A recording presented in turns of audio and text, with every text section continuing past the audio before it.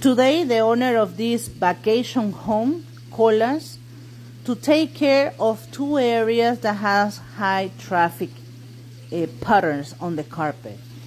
This is a private vacation home, his own vacation home. He doesn't rent.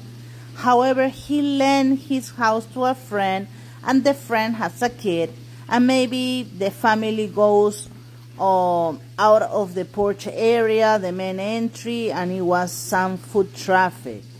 The machine that we were using is called the Trinity Op machine. This machine is high efficient for cleaning carpets, tile and grout, wood and more, In this case, we were using to clean the spots in the carpet and the traffic area. What I love about this machine is that it's really good for commercial and residential, and has an onboard sprayer. We don't put too much product on the carpet. The machine itself has two sprayers on the front, and we spray evenly into the carpet and into the fibers.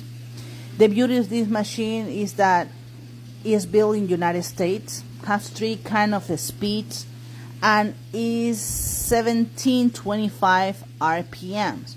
What that means? 1,725 rotation per minute.